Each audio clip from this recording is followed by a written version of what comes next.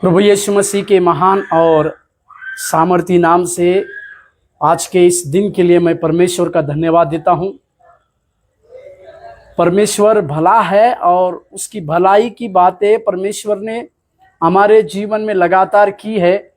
उस भलाई की बातों को हम अपने जीवन में समझ नहीं पाए, क्योंकि वो परमेश्वर अपने बच्चों के जीवन में लगातार भलाई करता है और भलाई करते हुए वो अपने लोगों को आशीष और अनुग्रह की बातों को देता है। इसके लिए हम इस बातों को समझे और इस बातों को जानने पाए। परमेश्वर जो है सब कुछ कार्य हमारे जीवन में करता है।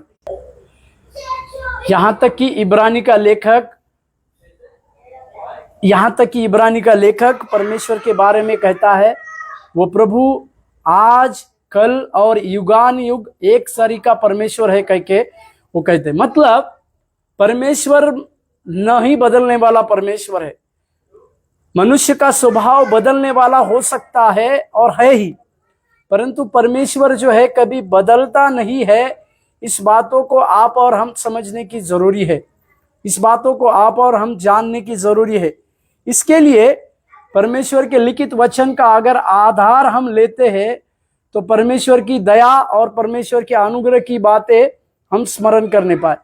आज के एक छोटे से विषय की ओर हम अपने ध्यान को आकर्षित करें, जिसको मैंने गुप्त पर्सन या सीक्रेट पर्सन बोलकर एक शीर्षक दिया। इस पवित्र शास्त्र में ऐसे कई एक व्यक्तियों के बारे में हम पढ़ते हैं, जिनके ऊपर ऐसे कई एक व्यक्ति है जिनके बारे में पवित्र शास्त्र एक या दो बार उनकी बातों को करती है, परंतु ज्यादा जिक्र उनका नहीं किया गया है। उन सारे व्यक्तियों को, परंतु उनके कामों को देखिएगा। उन समय में अगर वे लोग उस परिस्थिति में अगर खड़े नहीं होते थे तो बहुत बड़े कार्य को हम नहीं देख पाते थे। इस बातों को हम समझने, हमारी सेवकाई में भी शायद गुप्त रीति से कार्य करने वाले परमेश्वर के कई एक जन आपके साथ होंगे, या सेवकाई को आपको मदद करने वाले कई एक गुप्त लोग आपके साथ होंगे, जो आपको सामने रखकर पीछे रहकर परमेश्वर के बड़े कार्य को आपके जीवन में करने की ताकत रख रहे होंगे। पवित्र शास्त्र यह बतलाती है कि कई एक लोगों को प्रभु इस प्रकार से गुप्त रखता है। पवित्र शास्त्र यह बतलाती है कि परमेश्वर ऐसे गुप्त लोगों को, ऐसे कई एक लोगों को गुप्त रखता है और उसके समय पे वो लोगों को उसको दिखाता है। इसी के लिए कई एक बातें गुप्त होने की भी आवश्यकता है बोलकर देखते हैं कि इस युग में पवित्र आत्मा हमारे जीवन में एक गुप्त रीति से कार्य करता है। इसके बारे में भी हम देखते हैं। कई बार हम पवित्र आत्मा के उस कार्य को सहज रीति से नहीं देख पाते हैं कि पवित्र आत्मा हमारे जीवन में किस प्रकार से कार्य कर रहा है। शायद इस बातों को हम सही से नहीं देख पाएंगे, परंतु परमेश्वर जो है इस बातों को सही रीति से देखते हैं, इस बातों को सही रीति से समझते हैं। इसी के लिए इस पवित्र आत्मा की बातों को आप और हम सरलता से समझने की आवश्यकता भी है। मैं आज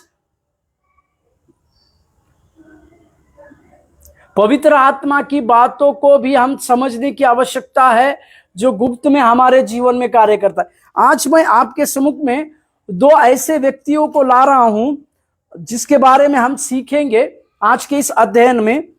उनके बारे में बाइबल में कई एक बातों को लिखी नहीं गई है।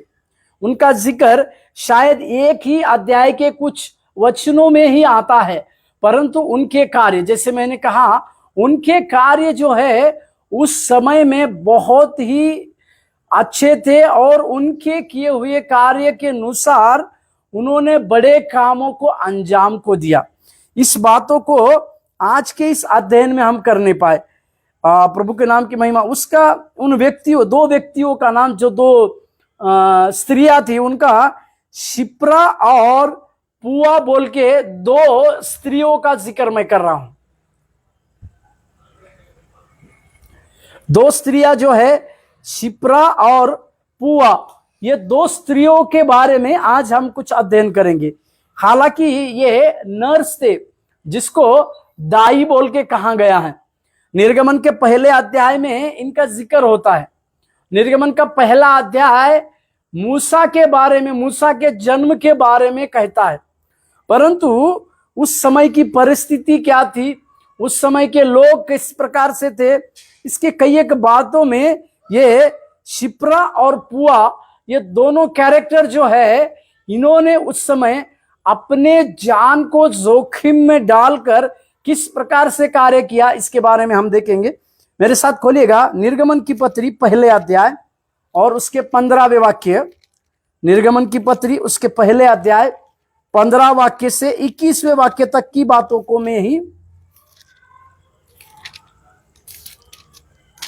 निर्गमन की पत्री उसके पहले अध्याय, निर्गमन की पत्री पहले अध्याय 15 वचन से 21वें वचन तक की बातों में ही इन दो दाइयों का जिक्र किया गया है। उसके बाद इनका किसी भी प्रकार का जिक्र पवित्र शास्त्र में नहीं किया गया। जैसे मैंने कहा, इनके किए गए कार्य के अनुसार या इन्होंने जिस प्रकार से जोखिम में डालकर जो काम किया, वो उनके लिए एक बहुत बड़ी जिम्मेदारी थी, या उनके लिए मैं इस प्रकार से कहूं कि परमेश्वर ने ही इनको तैयार किया इस प्रकार की टास्क में खड़े होने के लिए। परमेश्वर के नाम की महिमा और प्रशंसा होने पाए। कभी कभी परमेश्वर के कार्य करने के लिए प्रभु हमें गुप्त में कुछ टास्क को देते हैं, या गुप्त में कुछ जोखिम भरी बातों को देते हैं, और उस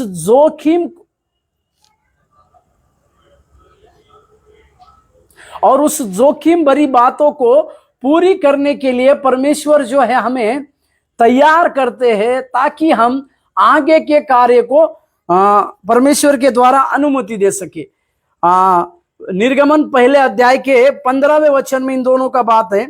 शिप्रा और पुआ नामक दो इब्री दाइयों को मिस्र के राजा ने आज्ञा दी। सबसे पहली बात, ये इब्री थे। ये दोनों दाइया जो थी वो इब्री थी। इब्री मतलब परमेश्वर का भय को मानने वाले, परमेश्वर को जानने वाली थी ये। इनका अपनी भाषा में देखा जाए तो एक नर्स थे, और उस समय वो बच्चों की जो डिलीवरी की जो बातें थी, बच्चा जन्मने की जो बातें थी, इन्हीं के हाथों के द्वारा होता था। परंतु ये इन दोनों स्त्रियों का एक सबसे बड़ा खासियत था कि वो इब्री थी, और इब्री लोग जो है वे परमेश्वर को जानते थे। वो परमेश्वर की भलाई की बातों को समझते थे। परमेश्वर ने उनके जीवन में किस प्रकार से भलाई की बातों को उनके पूर्वजों के लिए किया था, इन सारी बातों को ये इब्री लोग जानते थे। और साथ ही साथ उनके पूर्वजों के लिए परमेश्वर ने जो कनान की बातों को रखा था, जो आशीष देश की बातों को रखा था, उस आशीषित देश के बारे में भी ये जानते थे। इसी के लिए इनका जिक्र एक ऐसे परिवार के साथ हो रहा है, जो परिवार जो वंश यानी जो परिवार परमेश्वर को जानने वाला था। मेरे प्यारो, मैं आपको इस बात को कहना चाहता हूं, शायद आपके परिवार में शायद आप अकेले विश्वासी हो सकते हैं। शायद आपके परिवार में आपके पूरे परिवार के कई एक सदस्य में शायद आप अकेले परमेश्वर को स्वीकार किए होंगे, परंतु उसका भी परमेश्वर का एक योजना है, क्योंकि आपके द्वारा परमेश्वर वो कार्य को करने जाना चाह रहा है जिसके द्वारा आप अपने पीढ़ी के लोगों को परमेश्वर की भय की बातों को समझाए। इसी के लिए अब्राहम के विषय में, जब वो अब्राहम नहीं बना था, उसके विषय में प्रभु ने इस प्रकार से कहा। उत्पत्ति उसके 18वें अध्याय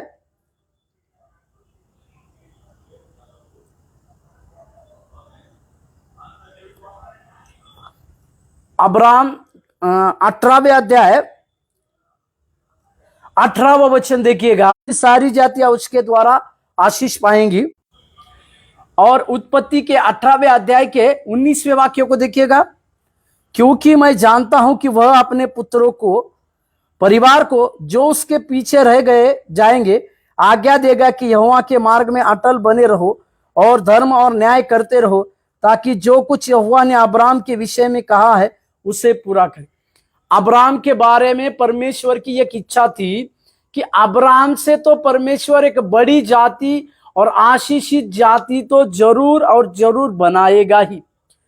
परंतु परमेश्वर अब्राहम के बारे में इस प्रकार की गवाही भी दे रहा है कि अब्राहम जो उसके पीछे रह गए हैं, ऐसे सारे लोगों को परमेश्वर के न्याय, परमेश्वर के राह की बातें, परमेश्वर में अटल बनने की बातें, परमेश्वर के धर्म, इन सब बातों को वो सिखाएगा।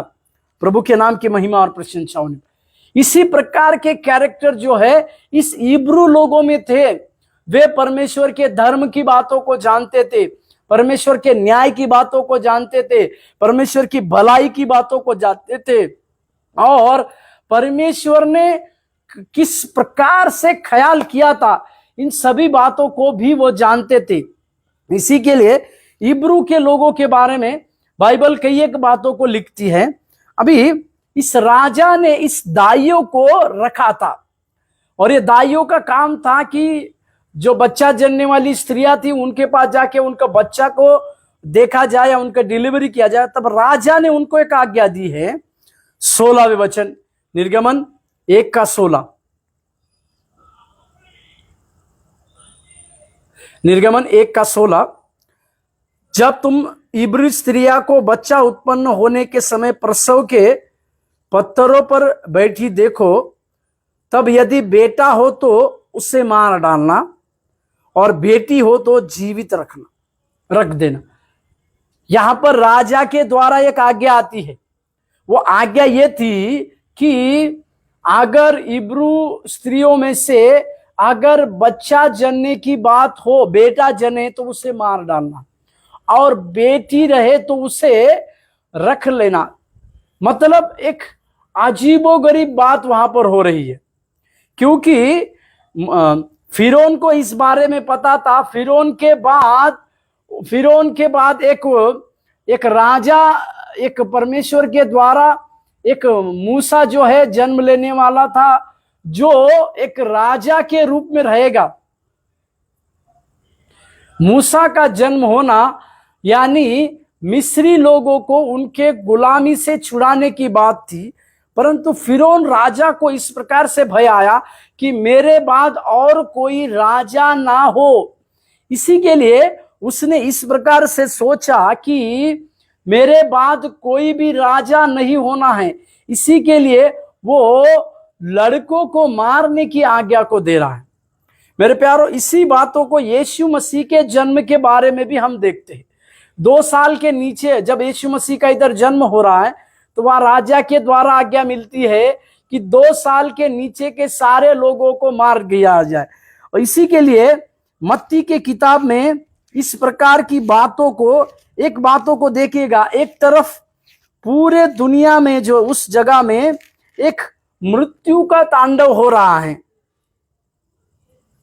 मृत्यु की बातों को वहां पर हो रहा है। इसी के लिए मत्ती के 2 अध्याय के 27वें वचन में, जो कि यिर्मयाह ने लिखा, तब जो वचन यिर्मयाह भविष्यवक्ता के द्वारा था कहा था पूरा, रामा में एक करुण नाद सुनाई दिया, रोना और विलाप।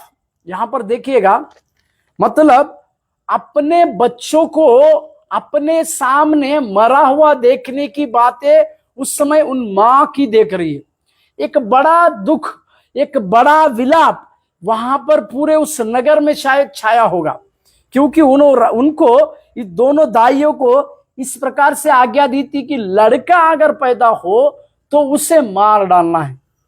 मेरे प्यारो, यहां पर देखिएगा, राजा की एक आज्ञा उनको है, और उस समय जो राजा की आज्ञा को नहीं मानते हैं वे भी मृत्यु के दंड तक पहुंचाए जाते थे। एक तरफ ये दोनों नर्स, जो दोनों दाइया परमेश्वर का भय मानने वाली है, परमेश्वर का धर्म का बातों को जानने वाली है, यहां तक कि वे परमेश्वर के कार्य को जानने वाली थी। और यहां पर देखिएगा, उनको एक आज्ञा को दिया गया। 17वें वचन में अगर हम देखेंगे तो परंतु वे दाइयां परमेश्वर का भय मानती थी, इसीलिए मिस्र के राजा की आज्ञा ना मानकर लड़कों को ही जीवित छोड़ देती थी। यहां पर देखिएगा, वे दाइयां परमेश्वर का भय मानती थी। इसी के लिए नीति वचन में राजा सुलेमान इस प्रकार से कहते थे, परमेश्वर का भय मानना बुद्धि का आरंभ है। और भजन संहिता में भी इस प्रकार से लिखा हुआ है। राजा दाऊद कहते हैं कि मैं परमेश्वर का भय मानते रहूंगा करके। इस इब्रू दोनों स्त्रियों के बारे में इस प्रकार से लिखा है, वे दोनों परमेश्वर का भय मानते थे। मेरे प्यारों, इस दोनों स्त्रियों से हम एक बात को सीखते हैं कि वे परमेश्वर का भय मानते थे। इसी के लिए वो क्या करते थे, राजा की आज्ञा मिलने के बावजूद, राजा की आज्ञा रहने के बावजूद भी वे उन लड़कों को मारते नहीं थे। अपनी जान को जोखिम में डालने वाली स्त्रियों को देखिए। पहला उनका कैरेक्टर को अगर हम देखेंगे तो वे इब्रू थी, मतलब परमेश्वर की भलाई को जानती थी, परमेश्वर का भय को मानती थी, अपनी जान को जोखिम में भी डाल रही है। इसको हाई टेकिंग रिस्क बोलेंगे हम। अपनी जान को बड़े जोखिम में भी डालने वाली ये स्त्रियां थी। इसके विषय में भी हम समझने की आवश्यकता है कि जो जो लोग परमेश्वर के लिए एक बड़े जोखिम उठाने के लिए तैयार होते हैं, परमेश्वर उन्हीं के द्वारा बड़े कार्य करते हैं। प्रभु के नाम की। अगर मैं इस प्रकार से कहूं कि शद्रक मेशक अबेदनो ने अगर उस प्रकार से राजा की खड़ी कराई हुई मूर्ति के सामने नमन होने के लिए रिस्क अगर नहीं उठाया होता, जोखिम अगर नहीं उठाया होता, तो उस देश का अन्य जाति का जो राजा था नबूकदनेस्सर, वो इस प्रकार से सारे उस राज्य में ये ऐलान नहीं करता कि जो कोई शद्रक मेशक और अबेदनो के परमेश्वर को छोड़ किसी और परमेश्वर को नमन करेगा, वो टुकड़े टुकड़े किया जाएगा। मेरे प्यारों, कई बार सेवकाई में रिस्क लेना हमारे लिए बड़े आशीषों का कारण बनती है, हमारे लिए बड़े अद्भुत चमत्कार का कारण बनती है, जिसको हमें समझने की आवश्यकता है। प्रभु के नाम की महिमा और प्रशंसा हमारे साथ हो। प्रभु की दया और परमेश्वर की अनुग्रह की बात। इसी के लिए रिस्क, जोखिम उठाने वाले लोगों के जीवन में परमेश्वर उनके द्वारा बड़े कार्य करते हैं। इसको भी हम इस बातों को समझ नहीं पाए। आगे ना केवल वो जोखिम उठा रही है, परंतु परमेश्वर राजा की आज्ञा का उल्लंघन कर रही है। वो उन बच्चों को जीवित छोड़ रही है, हालांकि उनको इस प्रकार से मालूम नहीं था, क्योंकि 400 साल तक गुलामी में तुम्हारे लोग रहेंगे बोलकर अब्राहम से जो परमेश्वर ने वाचा को बांधा था, वो वाचा जो है खत्म होने का समय आ रहा था। इसी के लिए वो इस बातों को समझ रहे थे, इस बातों को वो जान रही थी कि हमारे लोगों को परमेश्वर इस गुलामी से छुड़ाने का जो वायदा हमारे बाप दादा अब्राहम से जो किया था, उस वायदे को शायद ये लोग जानते थे। इसी के लिए वे एक छुड़ाने वाले का इंतजार कर रही थी। इसी के लिए वे दाइयां जो हैं इस प्रकार के बच्चों को जीवित रख रहे थे। परमेश्वर के नाम की महिमा और प्रशंसा। इस प्रकार के इस बच्चों को जीवित रख रहे थे।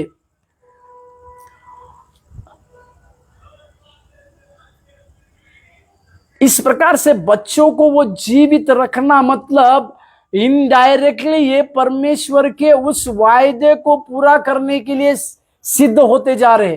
परमेश्वर ने जो वायदा किया था, परमेश्वर ने जो सिद्ध वायदा किया था, उस वायदे की ओर ये चले जा रहे थे। उस वायदे की ओर खींचे जा रहे थे कि परमेश्वर जो छुड़ाने का कारण बना, छुड़ाने की जो बातें परमेश्वर ने की थी, उसी के लिए वो इनडायरेक्टली काम कर रहे थे। मैंने इसी के लिए शुरुआत में कहा, परमेश्वर का काम करने का तरीका कभी कभी साइलेंटली रहता है, जिसको शायद हम नहीं समझ पाते हैं।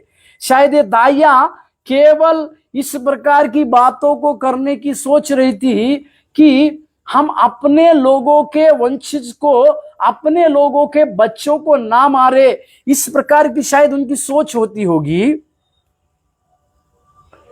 इन दाइयों का सोच केवल इतना होगा कि वे उस नवजात बालकों को ना मारे जो उनके वंशजों में से आ रहे, परंतु उनका यह जोखिम उठाना परमेश्वर की सिद्ध योजना को पूरी कर रहा था। इसके लिए इस बातों को हम समझ नहीं पाए। 18वें वचन को देखिएगा, निर्गमन 1:18। जब मिस्र के राजा ने उनको बुलाकर पूछा, तुम जो लड़कों को जीवित छोड़ देती हो तो ऐसा क्यों करती हो? 19, दाइयों ने फिरौन को उत्तर दिया, इब्री स्त्रियां मिस्री स्त्रियों के समान नहीं है, वे ऐसी फुर्तीली है कि दाइयों के पहुंचने से पहले ही उनका बच्चा उत्पन्न हो जाता है। अब राजा को इस बात की पता चली,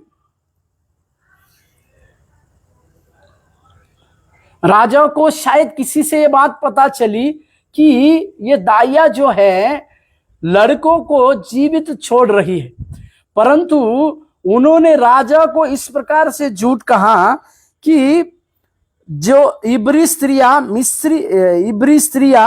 मिस्री स्त्रियों के समान नहीं, वे ऐसी फुर्तीली है कि दाइयों के पहुंचने से पहले ही उनका बच्चा उत्पन्न होता है।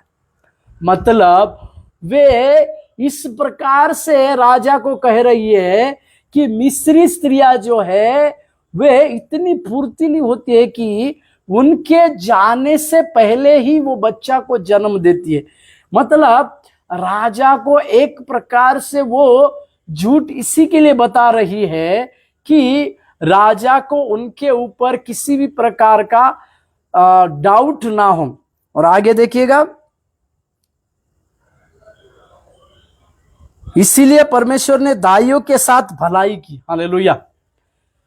परमेश्वर इन दाइयों के साथ भलाई करने का कारण यह था कि उन्होंने अपनी जान को ना केवल जोखिम में डाला, परंतु राजा को इस प्रकार से कन्विंस किया कि हम बच्चों को जीवित नहीं रख रहे हैं, परंतु हो रहा यह है कि मिस्री स्त्रियां जो है वो फुर्तीली होती है और हमारे जाने से पहले ही वे बच्चा जन्म देती है बोलकर कह रहे हैं। इसी के लिए परमेश्वर ने इनकी भलाई को देखा बोलकर देखते हैं, और खुद परमेश्वर की भलाई इनके साथ रही। भजन संहिता के 23:6 में भी राजा दाऊद इस प्रकार से कहते हैं कि निश्चय भलाई और करुणा जीवन भर मेरे साथ साथ बनी रहेगी, और मैं यहोवा के धाम में सदा सर्वदा वास करूंगा। परमेश्वर की भलाई इन दाइयों के साथ हो रही थी।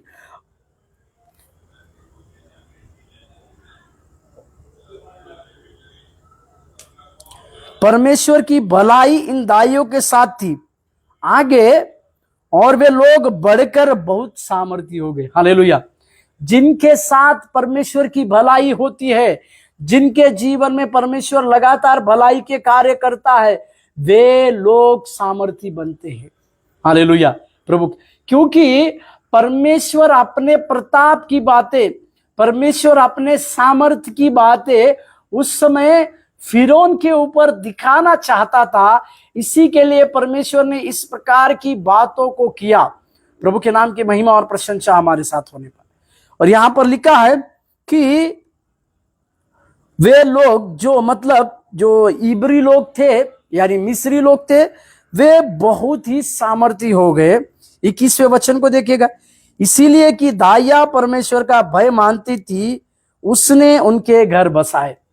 और एक अच्छी बात कि इस दाइयों ने कई एक लोगों के घर बनाए, मतलब घर बसाए, मतलब शायद उनके उस परिवार में एक ही पुत्र उत्पन्न हो रहा है, इसी के लिए इस दाइयों ने उस पुत्रों को नहीं मारा, इसी के चलते उनका घर बसाया गया। मेरे प्यारो, इस दाइयों की और एक कैरेक्टर को देखिए, घर बसाने वाली स्त्रियां, ये घर बसा रही थी परमेश्वर का। मैंने जैसे शुरुआत में कहा, वे इब्री थी, परमेश्वर के भलाई को जानती थी। फिर मैंने कहा कि वो परमेश्वर का भय मानती थी। फिर तीसरा, वो जोखिम को उठा रही थी, वो जोखिम को उठाने वाले थी। साथ में वे परमेश्वर की भलाई को प्राप्त की थी। और पांचवी चीज है, वे लोगों के घर को बसाने वाली बन गई थी। हालेलुया। क्योंकि नीति वचन में आदर्श पत्नी के बारे में लिखा हुआ है, वो घर को बनाती है बोलकर सुलेमान लिखते हैं। और इसी दाइयों के द्वारा मिस्र के कई एक स्त्रियों के घर बसाने की बातों को हम यहां देखते हैं। प्रभु के नाम की महिमा और प्रशंसा। इन दाइयों को यह बात पता नहीं है कि वे जिस घरों को बना रहे हैं वो परमेश्वर की सिद्ध योजना को पूरी करने के लिए लगातार जा रहे हैं। इसके विषय में उन्हें जरा भी किसी बात की कल्पना नहीं। इसी के लिए परमेश्वर जब गुप्त रीति से हमारे जीवन में कार्य करते हैं, परमेश्वर गुप्त रीति से हमारे जीवन में कार्य करते हैं, तो बड़ी डेस्टिनी को पूरी करने के लिए परमेश्वर हमें लिए चलते हैं। पवित्र आत्मा जब साइलेंटली काम करते हैं, तो बड़े जर्नी को तय करने के लिए पवित्र आत्मा हमें लिए जाते हैं। इस बातों को हम समझ नहीं पाए। शायद आपके जीवन में परमेश्वर से होने वाली बातों को आप नहीं देख पा रहे हैं। पवित्र आत्मा परमेश्वर के द्वारा होने वाली बातों को शायद आप नहीं देख पा रहे हैं, परंतु मैं आपको कहना चाहता हूं, प्रभु आपके जीवन में इसी प्रकार के साइलेंटली कार्य करेगा। इसी प्रकार के ऐसे लोगों को परमेश्वर आपके सम्मुख आपके लिए देगा, जो आपके लिए एक अच्छा सा साइलेंटली वर्क कर कर, साइलेंटली सेवकाई को कर कर आपकी डेस्टिनी तक आपको पहुंचाने के लिए मदद करे। प्रभु के नाम की महिमा हो। आगे इस बातों को देखिएगा, 22वें वचन को देखिएगा। तब फिरौन ने अपनी सारी प्रजा के लोगों को आज्ञा दी, इब्री के जितने बेटे उत्पन्न हो उन सबों को तुम नील नदी में डाल देना, तब सब बेटियों को जीवित रहने देना। हालेलुया। अभी राजा को इस प्रकार से शायद पता चला कि इस स्त्रियों के द्वारा उसे धोखा मिल रहा है, तो उसने एक नई आज्ञा को निकाला।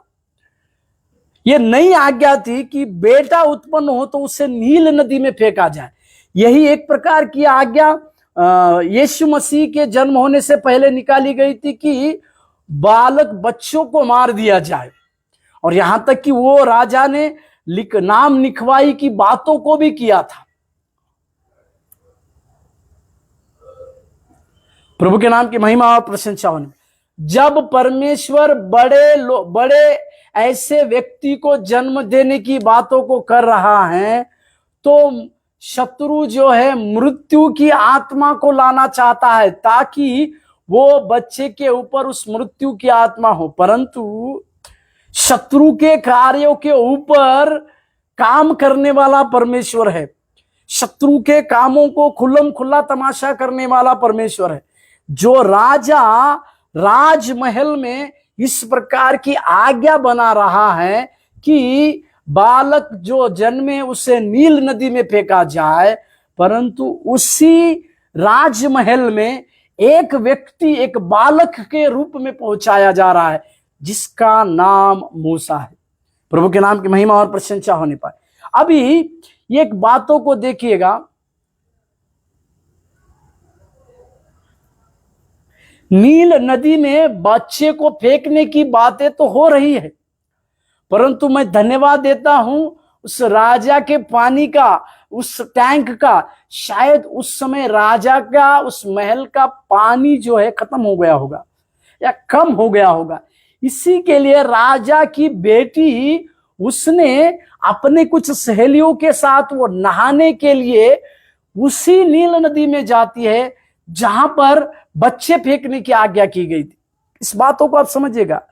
एक महान मूसा, एक महान अगुआ, उसका जन्म हो चुका है और उसको बचाने के लिए उसकी मां और इस दाइयों ने जो प्रयास किया है, उस प्रयास को देखते हुए हम इस बात को देख रहे हैं कि जिस राजमहल में इस बालक को मारने की आज्ञा हो रही है, जिस बालक को राजमहल में मारने की आज्ञा हो रही है, वही बालक उसी राजमहल में जा रहा है। हालेलुया। इसे कहते हैं शत्रु की सारी योजना के ऊपर विजय प्राप्त करने वाला परमेश्वर। और यहां पर देखिएगा निर्गमन 2:5 में, तब फिरौन की बेटी नहाने के लिए नदी के किनारे आई, उनकी सखिया नदी के किनारे किनारे टहलने लगी। तब उसने कांसों के बीच टोकरी को देखकर अपनी दासी को उसे आने के लिए भेज दिया। अब यहां पर देखिएगा, जिसके लिए मैंने कहा कि उस राजा के शायद उस टैंक का पानी खत्म हो गया होगा, शायद उस पानी खत्म होने के चलते ये राजा की बेटी उस नील नदी में नहाने के लिए चले गई है।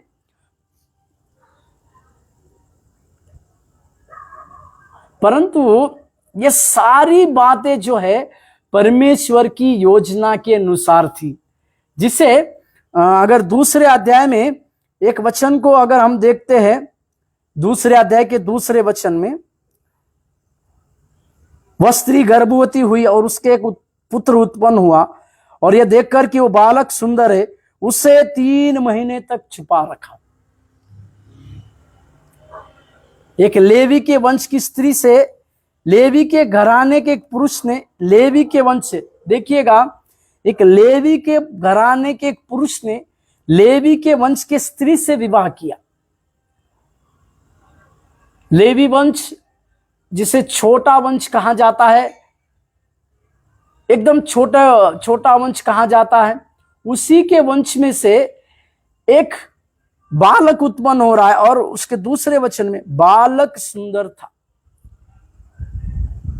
एक तरफ राजा की आज्ञा निकली है नील नदी में बच्चों को फेंकने की, परंतु बालक सुंदर होने के चलते इसके माता पिता ने उसे 3 महीने तक छुपाए रखा।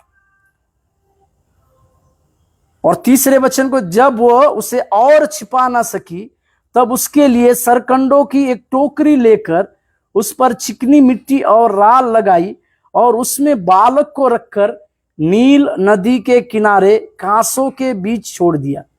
देखिएगा, जिस नील नदी में बच्चों को फेंकने की आज्ञा दी गई थी, उसी नील नदी में इस लेवी के पुरुष और स्त्री ने अपने पुत्र को उसी नदी में छोड़ दिया। और उसी नील नदी में राजा की बेटी और उनकी सहेलियां नहाने को गई थी। मैं फिर से कह रहा हूं, उसी नील नदी में राजा की बेटी और उनकी सहेलियां नहाने को गई थी। इसका कारण यह था कि परमेश्वर ने ही उस फिरौन की बेटी को मन को तैयार किया। परमेश्वर ने ही उसके राजमहल का पानी को खत्म किया। परमेश्वर ने उसके टैंक का पानी खत्म किया और उनकी सहेलियों को भी तैयार किया कि वे रानी को उसी नदी में नहाने के लिए लेके जाए। परमेश्वर के नाम की महिमा और प्रशंसा हो। प्रभु अपने कार्यों को किसी के भी द्वारा पूरा करता है।